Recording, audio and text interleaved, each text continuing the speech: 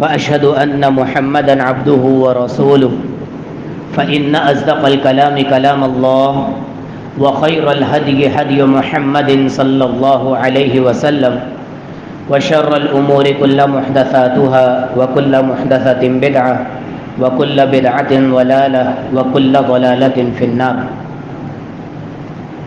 أعوذ بالله السميع العليم من الشيطان الرجيم من همزه ونفخه ونفثه.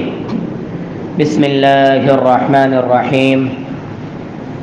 يا أيها الناس اتقوا ربكم الذي خلقكم من نفس واحدة وخلق منها زوجها وبث منهما رجالا كثيرا ونساء واتقوا الله الذي تساءلون به والأرحام إن الله كان عليكم رقيبا.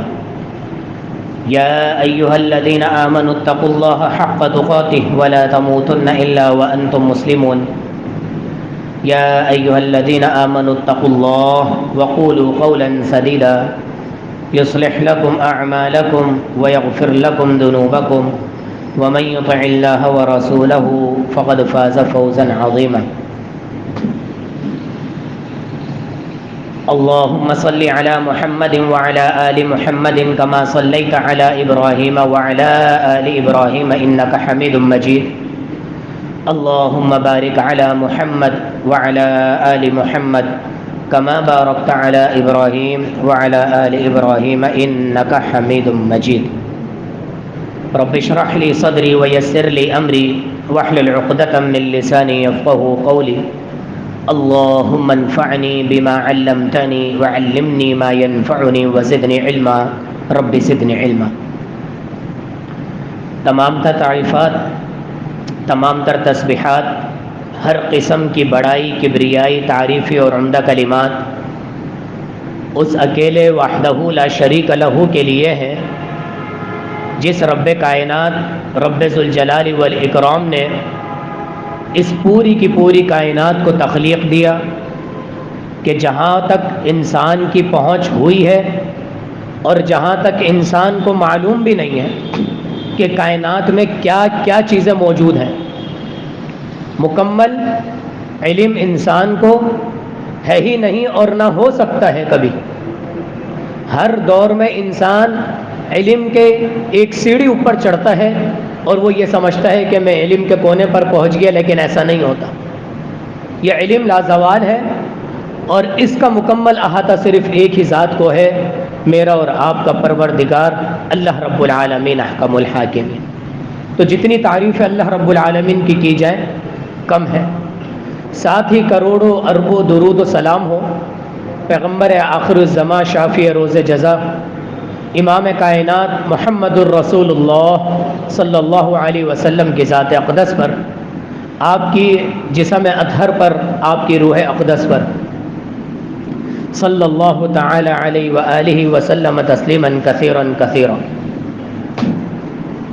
انتہائی مختصر حمد و ثنا کے بعد اللہ تعالیٰ سے دعا ہے کہ اللہ تعالیٰ حق اور سچ اور عین شریعت کے مطابق گفتگو کرنے کی توفیق عطا فرمائے اور گفتگو میں اللہ رب العالمین مجھے ہر طرح کی خطا اور غلطی سے محفوظ فرمائے. آج کا جو ہمارا موضوع ہے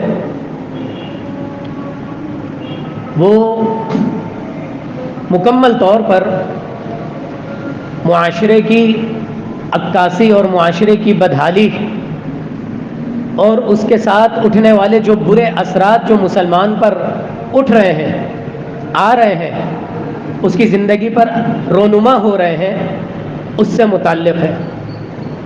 اور وہ ٹاپک کون سا ہے؟ وہ ہے خودکشی. خودکشی، خود کو ختم کر دینا. اس لفظ کو بولنے میں بہت سارے لوگ غلطی بھی کرتے ہیں، بہت سارے لوگ خودکشی بھی کہتے ہیں، جبکہ یہ لفظ غلط ہے اس طرح کہنا. ایک لفظ ہے کش اور ایک لفظ ہے کش، دونوں کے معنی الگ ہیں.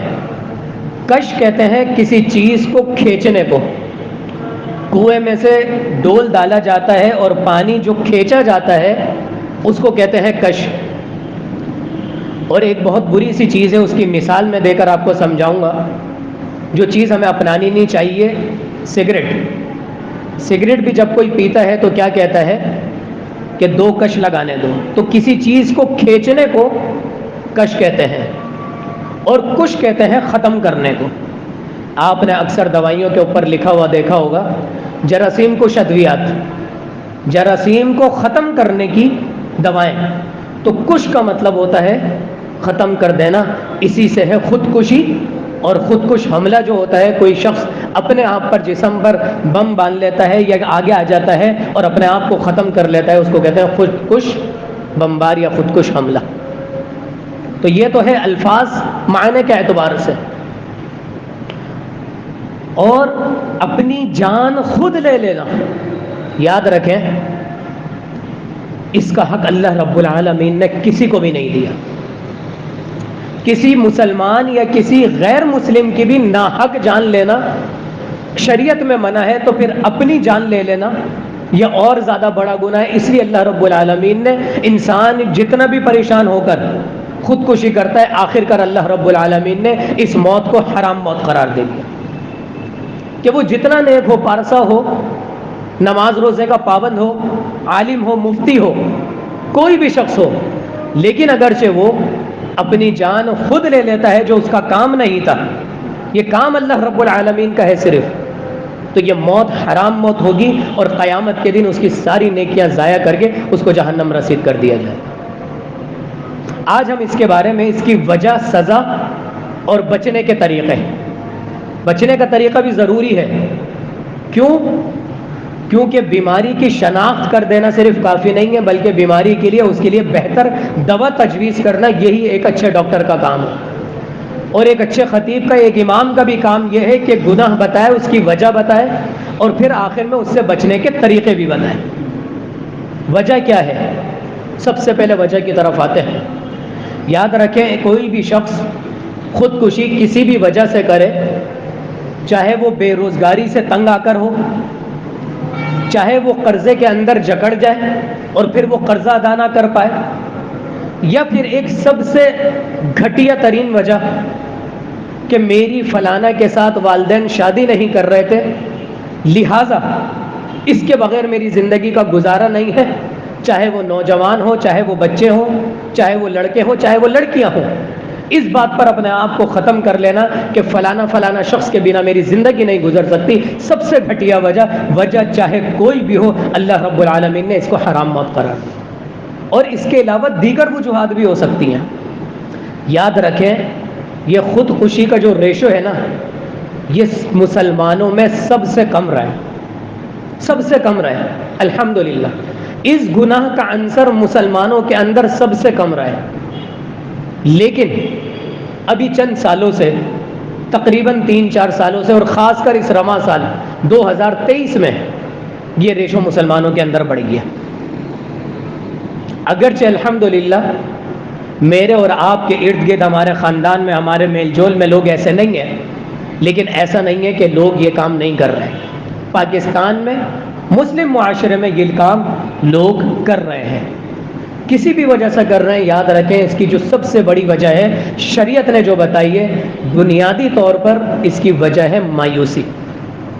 جب کوئی شخص اپنے حالات سے تنگ آ کر، ہر چیز سے لڑا کر آخر کار جب مایوس ہو جاتا ہے نا، اور اس کو آگے کوئی راستہ نظر نہیں آتا، بس پھر وہ بولتا ہے کہ اب آخر کار یہی راستہ بچا ہے، میں خودکشی کر کے اپنی جان دے لوں۔ اور اسی مایوسی کو اللہ رب العالمین نے اور نبی کریم صلی اللہ علیہ وسلم کی تمام تر تعلیمات کی روشنی میں جو رزلٹ نکلتا ہے وہ یہ ہے کہ نبی کریم صلی اللہ علیہ وسلم کی تعلیمات کے مطابق مایوسی کفر ہے۔ جو شخص خودکشی کرتا ہے وہ آخر کار کفر کی موت مرتا ہے، مایوس ہو کر۔ اللہ کے بندے، تو نے اللہ کو پہچانا ہی نہیں، توکل ختم ہو گیا۔ مایوس کب ہوتا ہے انسان؟ جب اللہ رب العالمین کے اوپر سے توکل ختم ہو جائے۔ اور وہ اگر اللہ رب العالمین کے اوپر سے توکل ختم کر رہے ہیں تو میرے بھائی تو نے رب کو پہچانا ہی نہیں، تو پھر رب کا رب ہونا ہی تو نے پہچانا ہی نہیں۔ وہ رب تو وہ ذات ہے کہ جب سارے اندھیرے ہو جاتے ہیں، سارے وسائل ختم ہو جاتے ہیں، تب اللہ رب العالمین ایسے وسائل پیدا کر دیتا ہے جو انسان کے ذہن و گمان میں بھی نہیں ہوتا۔ اور یہ بات اللہ رب العالمین نے قرآن مجید میں بڑے احسن طریقے سے بتائی ہے. 28واں سپارہ سورۃ الطلاق. ہم سمجھتے ہیں کہ یہ سورہ طلاق صرف شادی اور طلاق اور خلا اور ان کے معاملات ہیں. نہیں، اللہ رب العالمین نے ہر صورت میں کوئی نہ کوئی سبق دیا ہے. آپ سورہ تکاثر اٹھا کے دیکھ لیں، سورۃ العصر اٹھا کے دیکھ لیں، یہاں تک کہ سورہ کوثر 3 آیتوں کی صرف 1 لائن کی صورت، اس کے اندر بھی پورا کا پورا مفہوم موجود ہے. کوئی صورت ایسا نہیں ہے کہ صرف ایک ہی ٹاپک پر ہو، نہیں، پورا کا پورا مفہوم رکھتی ہے. سورہ فلق، سورہ ناس، سورہ اخلاص، ساری صورتیں. اسی طرح سورۃ الطلاق ہے اور اس کی آیت نمبر 2 اور 3، صرف 2 کا آخری حصہ اور 3 مکمل آیت. کیا ہے؟ من کان یؤمن باللہ والیوم الآخر، جو شخص اللہ پر اور آخرت کے دن پر یقین رکھتا ہے، آخرت کے دن پر یقین رکھتا ہے. ومن یتق اللہ، اور جو شخص اللہ رب العالمین سے ڈر جاتا ہے، یجعل لہ مخرجا، اللہ تعالیٰ اس کے لیے پریشانیوں سے نکلنے کے راستے بنا دیتا ہے. یجعل، بنا دیتا ہے، لہو، اس کے لیے، مخرجا، راستے نکلنے کے. یہاں پریشانی کا ذکر نہیں کیا. جتنی بڑی پریشانی ہو، کوئی سے بڑی پریشانی ہو، اللہ رب العالمین اس کے لیے نکلنے کے راستے بنا دیتا ہے. اور پھر آگے کیا فرمایا؟ وَيَرْزُقْهُ، اللہ رب العالمین اس کو رزق دیتا ہے، مَا يَحْتَسِبْ، جہاں سے اس نے سوچا بھی نہیں ہوتا، جہاں سے اس کے ذہن و گمان میں بھی نہیں ہوتا. جب اس کے لیے راستے بند ہو جاتے ہیں، جب آگے اندھیرا چھا جاتا ہے، وہ سمجھتا ہے کہ بس اس کے آگے تو کوئی مسئلہ ہی نہیں ہے، اس کے آگے تو میرے لیے کوئی چارہ ہی نہیں ہے، یہ کام ہو جاتا تو کام ہو جاتا، اس کے آگے کوئی راستہ نہیں ہے، اگر یہ فلانا شخص میری بات مان لے تو میرے لیے زندگی کے راستے آسان ہو جائیں گے. اللہ رب العالمین فرما رہا ہے کہ جب بندہ اللہ سے ڈرتا ہے اور اللہ پر توکل اختیار کرتا ہے، وَيَرْزُقْهُ مِنْ حَيْثُ لَا يَحْتَسِبْ، اللہ رب العالمین اس کے لیے رزق کے وہاں سے دروازے کھولتا ہے جہاں سے اس نے گمان بھی نہیں کیا ہوتا. اور پھر آگے کیا فرمایا؟ وَمَن يَتَوَكَّلْ عَلَى اللَّهِ فَهُوَ حَسْبُهُ، جو شخص اللہ پر توکل کر لیتا ہے، فَهُوَ حَسْبُهُ، اللہ تعالیٰ اس کے لیے کافی ہو جاتا ہے، اس کے لیے اللہ رب العالمین کافی ہو جاتا ہے. اور پھر ان اللہ بالغ امری، اللہ رب العالمین ہر کام کو اس کے انجام تک پہنچانے والا ہے. کیا مطلب ہے؟ کہ مجھے راستہ سامنے اندھیرا نظر آ رہا ہے، لیکن اللہ رب العالمین کے لیے کوئی اندھیرا نہیں ہے. بالغ، یہ ہے بلوغت سے ہر چیز کو پہنچا دینا، ہر کام کا اللہ رب العالمین پہنچانے والا ہے، انجام تک پہنچانے والی ذات صرف اور صرف اللہ رب العالمین کی ہے. وَقَدْ جَعَلَ اللَّهُ لِكُلِّ شَيْءٍ قَدْرًا، اللہ تعالیٰ نے ہر چیز کا ایک اندازہ مقرر کیا ہوا ہے. یہ جو ہم پڑھتے ہیں نا، ان اللہ علی کل شیء قدیر، اللہ رب العالمین ہر چیز پر قادر ہے. اس کا اصل معنی یہ نہیں ہے قادر ہے، اصل معنی قدرہ کا مطلب ہوتا ہے اندازہ مقرر کرنا.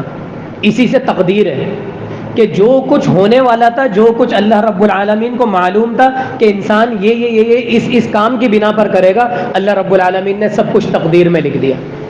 یعنی کہ اللہ تعالیٰ بہترین اندازہ کرنے والا ہے کس کو کس موقع پر کیا چیز کتنی فراہم کرنی ہے. یہ میں اور آپ ہیں جو لالچ رکھتے ہیں دل میں، یہ چاہتے ہیں کہ جو سامنے والے کو ملا ہے نا وہ مجھے مل جائے، اور جو میرے پاس ہے میری اس کے اوپر نظر نہیں جاتی. قد جعل اللہ، اللہ تعالیٰ نے بنا دیا، لکل شیء، ہر چیز کا، قدرا، ایک اندازہ مقرر کر دیا. ہر چیز کا ایک مکمل طور پر اندازہ مقرر ہے. اگر کسی کو مال نہیں مل رہا، اس میں اللہ رب العالمین جانتا ہے کہ اس کے پیچھے کیا حکمت ہے. اگر کسی کو اولاد نہیں دے رہا، اللہ کے پاس اولاد کی کمی ہے؟ نہیں. دنیا کو اللہ رب العالمین اولاد بانٹ رہا ہے، تو پھر آخرکار اس شخص سے کیا دشمنی ہے جس نے بیچارے نے تپ و دو کر لی، محنتیں کر لی، اللہ سے رو رو کر دعائیں کر لی، اپنا علاج کر لیا، سب کچھ کر لیا، لیکن اولاد نہیں ہو رہی. اور پھر بھی میں اللہ رب العالمین سے شکایت کر رہا ہوں، اس کا مطلب ہے کہ مجھے اللہ رب العالمین کی ذات پر بھروسہ نہیں ہے. او بھائی 60 70 80 سال کی زندگی ہے، پھر رب کے پاس ہی جانا ہے.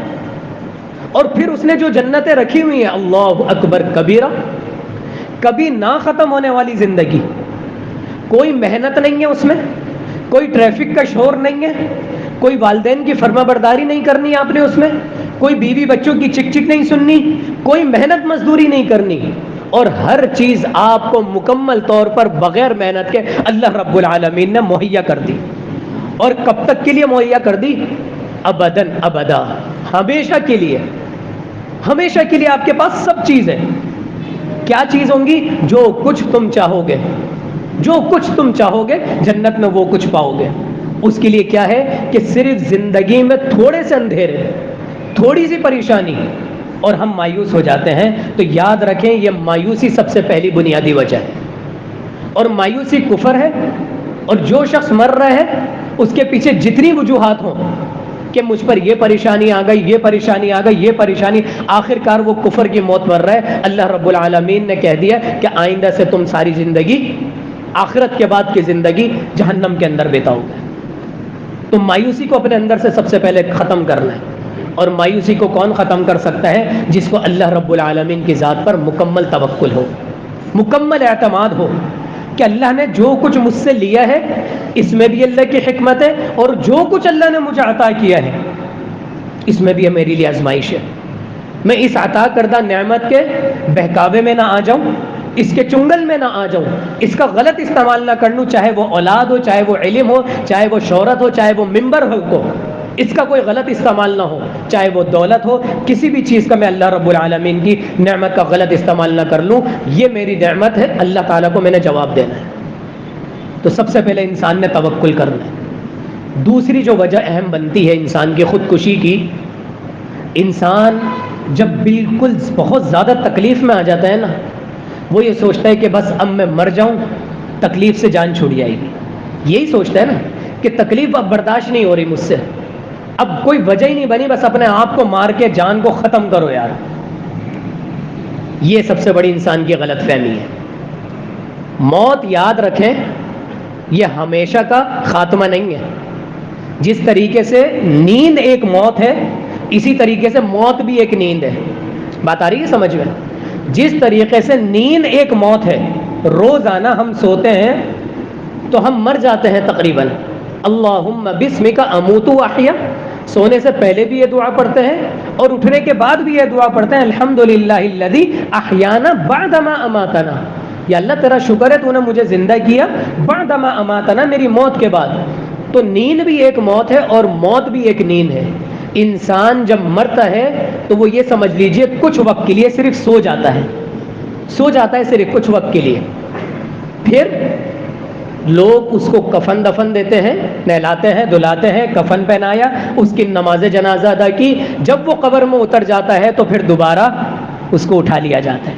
اور جو شخص نماز کا پابند ہوتا ہے، خاص کر عصر کی نماز کا پابند، تو اس کو سامنے سورج ڈوبتا ہوا نظر آتا ہے، اور جس کو نماز کی فکر ہوتی ہے وہ فوراً اٹھتا ہے اور کہتا ہے کہ بس میری نماز نکل رہی ہے. فرشتے بولتے ہیں نہیں ابھی رک جاؤ.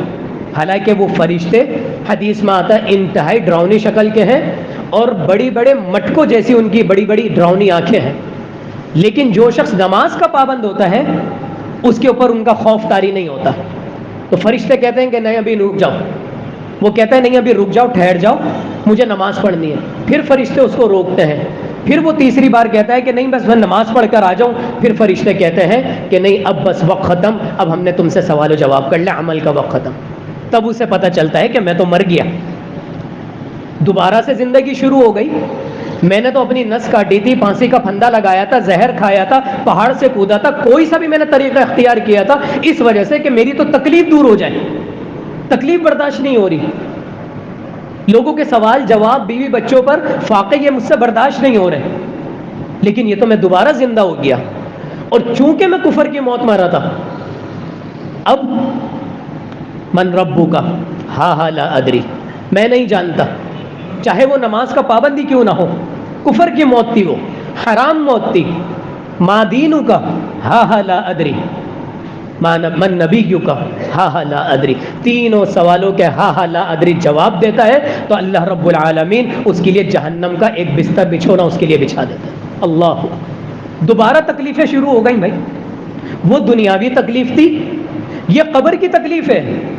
اور پھر قیامت تک وہ قبر میں وہ تکلیفیں رہیں گی جب تک قیامت قائم نہیں ہو جاتی.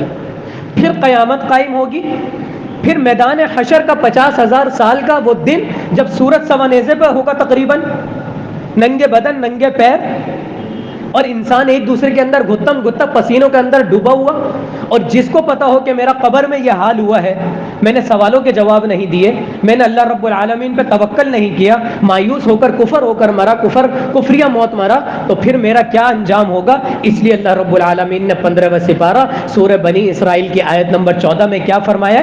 اقرأ کتابک. جب انسان کو اپنا نام اعمال دیا جائے گا تو اس سے کہا جائے گا اقرأ کتابک، اپنا نام اعمال خود پڑھ لو. کفا بنفسک اليوم علیک حسیبا، آج کے دن تم اپنا محاسبہ کرنے کے لیے، اپنا فیصلہ کرنے کے لیے خود کافی ہو. خود پتہ چل جائے گا انسان کو، ساری حقیقت سامنے آ جائے گی. تو میں نے تو تکلیف سے بچنے کے لیے خودکشی کی تھی، تکلیف سے بچنے کے لیے اپنے آپ کو مارا تھا، یہ ہو گیا سزا.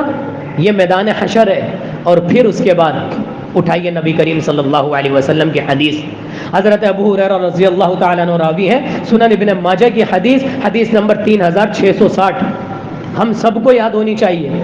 اور مسند احمد کی حدیث 10,100 نبی کریم صلی اللہ علیہ وسلم نے فرمایا کہ جو شخص دنیا میں اپنے آپ کو جس طریقے سے ختم کرتا ہے، خودکشی کرنے والا، قیامت کے دن اللہ رب العالمین جہنم میں اس کو اسی عذاب سے دوچار کرے گا. اور حدیث میں ایک ایک چیز کے الفاظ ہیں. حضرت ابو ہریرہ رضی اللہ تعالیٰ بیان کرتے ہیں جو شخص زہر کھا کر مرے گا اپنے آپ کو، قیامت کے دن اس کو زہر دیا جائے گا، اور پھر وہ زہر یہاں کا نہیں ہوگا میرے بھائی، وہ جہنم کا زہر ہوگا. جس طریقے سے جہنم کی آگ یہاں سے 70 گنا زیادہ ہے، اسی طرح جہنم کا زہر بھی یہاں سے 70 گنا زیادہ ہو، اور اس کو وہ دیا جائے گا، اور پھر وہ زہر پیتا رہے گا، وہی تکلیفیں اس کو دوبارہ ہوں گی. بہت جگر کا کام ہے خودکشی کرنا. اور انسان یہ سوچتا ہے بس ایک دفعہ زہر کا گھونٹ پی لو، ایک دفعہ اپنے اوپر جبر کر لو، اس کے بعد تو پھر تکلیفیں دور. نہیں، رب کی نافرمانی کی، رب کے کام میں دخل اندازی کی، جو کام رب نے، جو جان رب نے لینی تھی تم نے خود اپنی لے لی، اور پھر یہ سوچ لیا. اور پھر حدیث کے الفاظ ہیں اگر کوئی شخص گلا گھونٹ کے اپنے آپ کو مارے گا پھانسی لگا کے، تو قیامت کے دن اس کو یہی ہمیشہ عذاب دیا جائے. کوئی شخص اپنے آپ کو پہاڑ سے گرا کر مارے گا، اس کو یہی عذاب دیتے جائے. کوئی شخص اپنی نس کاٹے گا، اس کو وہ جس لوہے کے، حدیث کے الفاظ ہیں، جس لوہے کے آلے سے کوئی شخص اپنی جان لے گا، بندوق مار لی، گولی مار لی اپنے آپ کو. اور پھر قیامت کے دن آپ کو پتہ ہے کہ جب جہنمی جہنم میں چلے جائیں گے، جنتی جنت میں چلے جائیں گے، اللہ رب العالمین موت کو ایک مینڈے کی صورت میں لے کر آئے گا اور اس کو ذبح کر دے گا. موت کو بھی موت آ جائے گی، پھر کسی کو موت نہیں آئے گی. جو جہنمی ہے نا، اللہ اکبر کبیرہ، اللہم لا تجعلنا منہم. اللہ تعالی ہم سب کو جہنم کے عذاب سے بچا لے، قبر کی سختیوں سے بچا لے، میدان حشر کی سختیوں سے بچا لے. جہنمیوں کو موت نہیں آئے گی، موت مانگیں گے وہ، لیکن موت نہیں آئے گی. اور وارے نہارے ہیں جنتیوں کے، ہمیشہ کی زندگی، کوئی ایک کانٹا بھی نہیں چوبے گا ان لوگوں کو. لیکن اس کے لیے دنیا کے کانٹے برداشت کرنے پڑیں گے، دنیا کی تکلیفیں برداشت کرنی پڑیں گی. یہ تو ہو گئی وجہ اور سزا. دونوں باتیں میں نے آپ کو بتا دی کہ بنیادی طور پر دو وجوہات ہوتی ہیں. ایک تو یہ کہ انسان مایوس ہو جاتا ہے اپنے حالات سے، دوسرا یہ کہ وہ سوچتا ہے کہ شاید یہ کام کرنے سے میری تکلیف دور ہو جائے، جبکہ دونوں چیزیں شریعت میں غلط ہیں. اب آ جاتے ہیں جناب علی قاری صاحب، آپ نے بتا تو دیا بہت اچھے طریقے سے، حل کیا ہے اس کا؟ اصل چیز حل کیا ہے؟ یاد رکھیں، جس کے گھر میں 2 دن سے بچے بھوکے مر رہے ہو نا، آپ اس کو شریعت سنائیں گے، اس کو شریعت سمجھ میں نہیں آئے گی. یہ حقیقت بات ہے. لیکن بات یہ ہے کہ مجھے اس کو شریعت سمجھانی کیوں پڑ رہی ہے؟ شریعت کی بنیادی وجوہات، بنیادی تعلیمات اس کے پاس کیوں نہیں ہیں؟ وہ اپنے رب سے اتنا غافل کیوں ہے؟ جس رب نے اس کو جان دی، جس رب نے ساری کائنات بنائی، اس کو بیوی بچے دیے، اس کے لیے روزی کے دروازے کھولے، دنیا پریشان ہے لیکن پھر بھی کائنات چل رہی ہے، وہ اس رب سے غافل کیسے ہو گیا؟ وہ دعائیں کیوں نہیں مانگ رہا؟ اس نے توکل ختم کیوں کر دیا؟ سب سے پہلی بنیادی تو اس کی غلطی ہے. لیکن میں اس کو اگر یہ قرآن کی آیتیں سناؤں گا تو بولے گا بھائی پہلے میرے گھر میں راشن ڈلواؤ، جو قرضہ مانگنے کے لیے لوگ آ رہے ہیں پہلے ان کا منہ بند کرواؤ، اور کچھ تو ایسا ہوا ہے اللہ اکبر کبیرہ، کچھ خواتین کچھ بہنوں کے ساتھ زیادتی ہو جاتی ہے، اور پھر ان کے والدین اگر کورٹ میں کیس کر دیں، اور سامنے والی پارٹی جو ہوتی ہے وہ مضبوط ہوتی ہے سیاسی اعتبار سے بھی، مال کے اعتبار سے بھی، وہ کرتے کیا ہے کہ اسی پاکیزہ خاتون کو بد چلن قرار دے ڈالتے ہیں پیسے کے بلبوتے پر۔ اب لڑکی کیا کرے؟ اس کی تو عزت ہی چلی گئی، کورٹ میں ساری دنیا کے سامنے اس کے اوپر الزام آ گیا کہ یہی چیز غلط ہے، یہی عورت غلط ہے۔ نہ وہ معاشرے میں سروائیو کر سکتی ہے، نہ جاب پر جا سکتی ہے، نہ رشتہ داروں کو منہ دکھا سکتی ہے، نہ اس کی شادی ہو سکتی ہے۔ آخرکار اس کے پاس ایک ہی راستہ بچتا ہے کہ وہ خودکشی کر لیتی ہے، ماں باپ خودکشی کر لیتے ہیں۔ تو کچھ ایسے راستے بھی ہوتے ہیں، اگر ہم ان کو شریعت بتائیں گے تو ان کو شریعت سمجھ میں نہیں آئے گی۔ تو پھر کیا ہے؟ یاد رکھیں، ہم سب مل کر بھی پوری دنیا یا پورے پاکستان کی غربت کو ختم، مسائل کو ختم نہیں کر سکتے۔ میرا اور آپ کا کام یہ ہے کہ میرے گھر کے پڑوسی، میرے سگے بھائی بہن، میرے رشتہ دار جو قریبی ہیں، میرے دکان کے پڑوسی اور میری مسجد کے کچھ ساتھی جن سے میرا روز کا ملنا جلنا ہے، ان سے میں اتنا قریبی تعلق رکھوں کہ اگر وہ شخص مجھے افسردہ نظر آ رہا ہے، چپ چپ نظر آ رہا ہے، تو کم سے کم میں اس کے کندھے پہ ہاتھ رکھ کر یہ بولوں بھائی کیا پریشانی ہے۔ یہ جو خودکشی کرنے والے لوگ ہوتے ہیں نا، ان کی ایک خاصیت ہوتی ہے، یہ بہت چپ چپ رہنے والے ہوتے ہیں، یہ اندر ہی اندر اپنے اندر زہر پال رہے ہوتے ہیں، لوگوں کے سامنے زیادہ ہاتھ نہیں پھیلاتے، خوددار کہہ لیں آپ، لیکن ایسے خودداری بھی کسی کام کی نہیں ہے کہ جو انسان انتہائی مجبور ہونے کے بعد بھی اپنے سگے بھائی سے یا اپنے دکان کے آنر سے یا اپنے مسجد کے امام سے کچھ نہ کہہ پائے، تو ایسی خودداری بھی کسی کام کی نہیں ہے۔ لیکن اگر میرے اور آپ کے درمیان کچھ ایسے لوگ ہیں کہ ہم دیکھ رہے ہیں پریشان ہیں اور بالکل چپ چپ ہے، اندر ہی اندر اس کے زہر ابل رہا ہے، تو پھر وہ زہر پھر ایک دفعہ لاوا پھٹتا ہے اور اس کی صورت یہ نکلتی۔ تو کم سے کم جن سے ہمارا روز کا تعلق ہے، جو میں نے آپ کو بتایا، دوبارہ گنوا دیتا ہوں، اس لسٹ کو ذہن میں رکھیں۔ اپنے مسجد کے ساتھی، اپنے دکان کے پڑوسی، دکان کے ملازمین، اپنے گھر کے سگے بھائی بہن، گھر والوں کا تو سب کو معلوم ہوتا ہے سگے بھائی بہن، اور پھر اپنے قریبی رشتہ دار۔ اللہ کی قسم یہ تعلق قائم رکھنا، یہی آج جو سب اپنی اپنی دنیا میں مگن ہے نا، تھوڑا سا فارغ ہوئے بس موبائل اٹھا کے ٹائم پاس نہیں میرے بھائی، رشتہ داروں کی خبر لیجئے، پڑوسیوں کی خبر لیجئے، مسجد کے ساتھیوں کی خبر لیجئے۔ پتہ ہونا چاہیے آپ کو کہ آج یہ 2 دن سے شخص نماز میں نہیں آ رہا، خیریت تو ہے؟ فون کر کے معلوم کر لیجئے اور اس سے پوچھئے کہ بھائی کوئی پریشانی ہے، کوئی پریشانی ہو تو مجھے بتانا۔ اللہ کی قسم وہ نہیں بتائے گا، نہیں بتاتے لوگ، لیکن اس سے اس کا غم ہلکا ہو جائے گا، اس کی تکلیف دور ہو جائے گی، اس کو پتا ہوگا کہ 4 لوگ میرے ساتھ کھڑے ہوئے ہیں۔ اور پھر خدا نہ خواستہ کبھی پریشانی کے وقت میں وہ آپ کو اپنی پریشانی بتاتا بھی ہے، اگر وہ آپ سے 10,000 بھی مانگتا ہے تو آپ اس کی 2,000 سے مدد کر دیجیے، آپ اپنے کسی دوست سے بول کر اس کی 5,000 سے مدد کروا دیجیے۔ آپ اس کی مکمل مدد نہیں کر پاتے، تھوڑی سی مدد کر سکتے ہیں، کم سے کم وہ جس پریشانی کے دلدل میں پھنس رہے اس سے آدھا تو باہر آ جائے گا، آدھا تو باہر آ جائے گا۔ اور یہ باتیں صرف کتابی نہیں ہیں، یہ بالکل پریکٹیکل باتیں ہیں۔ یہ میری ذمہ داری بنتی ہے کہ میں اپنے نمازیوں سے اتنا تعلق قائم رکھوں کہ اگر مجھے ان کے چہرے کی پریشانی نظر آ جائے تو میں ان سے پوچھوں کہ کیا معاملہ ہے۔ اور نمازیوں کو بھی چاہیے کہ مسجد کے امام اور مؤذن اور انتظامیہ کو چپ چپ دیکھیں، کوئی پریشان دیکھیں تو ان سے پوچھیں کہ سب خیریت تو ہے، کوئی پریشانی تو نہیں۔ اور الحمدللہ ثم الحمدللہ، اللہ اکبر کبیرہ، میں نے اس مسجد میں ایسے بھائیوں کو پایا ہے کہ کبھی ایسے چپ چپ ہوتا ہوں تو مجھ سے خود آ کر پوچھتے ہیں۔ یہ اللہ کی بہت بڑی نعمت ہے کہ صرف ان کا پوچھ لینا کہ خیریت، آج آپ چپ چپ میں پریشان ہیں، یہاں تک کہتے ہیں کہ آج آپ کا چہرہ ویسا فریش نہیں لگ رہا جیسا ہوتا ہے روزانہ۔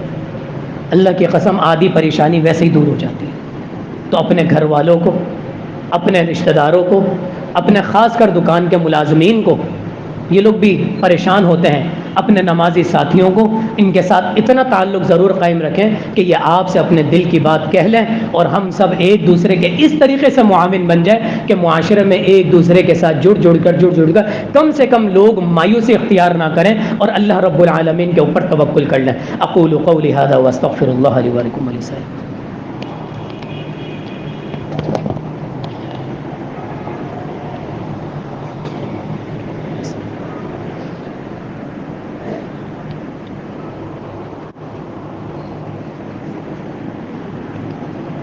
نحمده ونصلي على رسوله الكريم اما بعد فاعوذ بالله من الشيطان الرجيم اللهم صل على محمد وعلى آل محمد كما صليت على إبراهيم وعلى آل إبراهيم إنك حميد مجيد اللهم بارك على محمد وعلى آل محمد كما باركت على إبراهيم وعلى آل إبراهيم إنك حميد مجيد. دعاؤں کی درخواست آئی ہوئی ہے، جیسے کہ ہم نے ابھی 2 دن پہلے بھی خاص کر جو ہے وہ دعا کروائی تھی. ظہر کی نماز کے بعد اپنا درس ہم نے اسکپ کیا تھا اور دعا کی درخواستیں آئی ہوئی تھی، جن میں سے سب سے پہلے تو بنیادی طور پر ہماری مسجد کے سہیل بھائی، اور ابھی صبح بھی ان کا میسج آیا تھا، کافی پریشان ہیں اور ICU میں وہ ایڈمٹ ہیں. ان کو ہم دیکھنے گئے تھے سول میں، اور ابھی آج صبح میسج آیا کہ اسپتال کے باہر سے ان کا موبائل بھی چھن گیا. انا للہ و انا الیہ راجعون. تو انہوں نے اپنی وائف کے موبائل سے میری بیگم کے موبائل پہ میسج کیا، اور میری بیگم نے پھر مجھے بتایا کہ اس طریقے سے سہیل صاحب کی وائف کا میسج آیا کہ انہوں نے دعا کی درخواست. یہ حالات چل رہے ہیں ہسپتالوں کے باہر، لوگ دل مردہ ہوئے میں سب کے، بس پیسہ چاہیے سب کو. اس کی ایک وجہ یہ بھی ہے کہ ہم نے آپس میں تعلق ختم کر دیا. جب سب اپنی اپنی زندگیاں گزارتے ہیں تو لوگ باغی ہو ہی جاتے ہیں، تو پھر ایک دوسرے سے تعلق قائم رکھیں. اسی طریقے سے ہمارے ایک مستقل نمازی ہیں، جمعے کے ساتھی ہیں، طارق بھائی، ان کے والدین کے لیے خاص دعاؤں کی درخواست ہے. ابھی ہمارے ایک نمازی مارکیٹ کے ایک ساتھی ہیں، ان کے بھائی کو کل گولی لگ گئی ہے. جھگڑا کسی اور کا ہو رہا تھا اور گولی ان کے بھائی کو لگ گئی. یہ ہوتی ہے ناگہانی کی آفت. اس ماں پر کیا گزر رہی ہوگی ہم تو سوچ بھی نہیں سکتے. ابھی ہم جائیں گے انشاءاللہ 3 بجے ان کے بھائی کی نماز جنازہ میں. لیکن یہ پریشانیاں ہم سب کے ساتھ لگی ہوئی ہیں. ایک دوسرے کا ہم نے سہارا بننا ہے، معاون بننا ہے، سہارا دینا ہے. وہ جان ہم واپس نہیں لا سکتے لیکن دلاسا دے سکتے ہیں. کوئی بھی پریشانی ہو کم سے کم اس کے کندھے پر ہم ہاتھ رکھ سکتے ہیں، اس کے سر پر ہاتھ رکھ سکتے ہیں، اس کی مالی تعاون کر سکتے ہیں. تو یہ دعاؤں کی درخواست ہے. جتنے بیمار لوگ ہیں اللہ تعالیٰ ان کو جو ہے شفاء کاملہ عاجلہ عطا فرمائے. تمام مسلمانوں کی پریشانیوں کو دور فرمائے، مالی پریشانیوں کو دور فرمائے، جسمانی بیماریوں کو دور فرمائے، روحانی بیماریوں کو دور فرمائے. ہماری ایک اسٹوڈنٹ ہے، ان کی والدہ کا آنکھوں کا آپریشن ہونا ہے، انہوں نے خاص کر دعاؤں کا کہا اللہ تعالیٰ ان کی آنکھوں کا آپریشن کامیاب عطا فرمائے. اور ایک چھوٹا سا اعلان ہے. کچھ عرصے پہلے، سب سے پہلے تو یہ بات سمجھ لیجئے کہ ہم اعلان اس وقت کرتے ہیں جب انتہائی کوئی مجبوری ہوتی ہے. ہر جمعے میں ہم اعلان نہیں کرتے، ہر نماز کے بعد ہے. جب بالکل کوئی انتہائی بڑی مجبوری ہوتی ہے جب یہاں سے کوئی اعلان کیا جاتا ہے. ہمارے ایک ساتھی ہیں، ان کی کمر میں انتہائی تکلیف ہو گئی تھی ابھی کچھ عرصے پہلے. لیاقت نیشنل ہاسپٹل میں دکھایا ان کو، اور پھر وہ بھی اپنے گھر کے اکیلے ہیں، نہ کوئی بھائی ہے اور والد صاحب بھی نہیں ہیں، اکیلے کمانے والے ہیں. میرے قریبی ہیں، میں خود ان کے گھر پر گیا، ان کی طبیعت پوچھی، سب کچھ معلوم دیکھا. تو ان کا جو بیڈ ہے وہ انتہائی تکلیف دہ ہے، اور ڈاکٹرز نے کہا ان کو کہ کم سے کم آپ نے 1.5 مہینہ آپ نے آرام کرنا ہے. وہ آرام کر لیں گے تو جاب پہ کیسے جائیں گے؟ اور تکلیف ان کی ایسی ہے کہ گدے کے ساتھ اور تکلیف بڑھ رہی ہے کہ گھر میں اگر آرام بھی کر رہے ہیں تو آرام نہیں مل رہا. اور ڈاکٹر نے بالکل بائک کا سفر اور رکشے کا سفر منع کر دیا، اور بائک کے بغیر گزارا بھی نہیں. تو ہم نے یہ ایک چھوٹا سا پروگرام بنایا اور ایک سوچا کہ ان کو ہم میٹرس لے کر دے دیں کہ اگر وہ آرام کر رہے ہیں یا اپنی جاب پر سے آتے ہیں، کم سے کم رات کو ان کو آرام تو مل جائے. کمر کے مہروں میں گیپ آ گیا، اتنا آ گیا کہ ڈاکٹر نے کہا کہ 6 مہینے آپ نے بالکل بیڈ ریسٹ کرنا ہے. لیکن نہیں ہو سکتا ایک جاب والے بندے کا. تو تقریباً 25 سے 30 ہزار روپے کا خرچہ ہے. جتنا ہو سکے ہم، جتنا ہو سکے گا مجھ سے، میں اپنی جیب سے ڈالوں گا، جتنا ہو سکے آپ سے ڈالیں گے، جتنا ہو سکے گا ہم مسجد کی انتظامیہ سے بھی درخواست کریں گے، اور ہم ان کو ایک گدہ دلاتے ہیں تاکہ ان کے لیے ایک آسانیاں پیدا ہو جائے. بچپن میں ہی ان کے والد صاحب کا انتقال ہو گیا تھا، تو وہ بھی اپنے گھر کے ایک ہی ہیں، فرد ہیں. اللہ تعالیٰ سے دعا ہے، چھوٹے چھوٹے بچے ہیں ان کے، اللہ تعالیٰ سے دعا ہے اللہ تعالیٰ ان کی تکلیف کو بھی دور فرمائے، ان کی مشکلات کو بھی آسان فرمائے. ہم سب کو ایک دوسرے کا معاون فرمائے، اور ہم سب کو اس طرح کی ناگہانی آفات اور تکلیفوں سے دور فرمائے. ربنا تقبل منا انك انت السميع العليم وتب علينا انك انت التواب الرحيم. سبحان ربك رب العزة عما يصفون وسلام على المرسلين والحمد لله رب العالمين.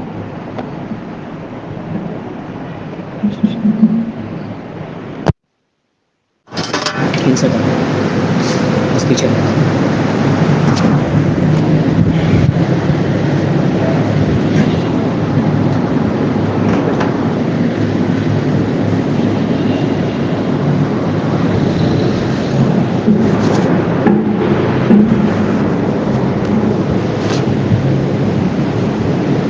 الله أكبر.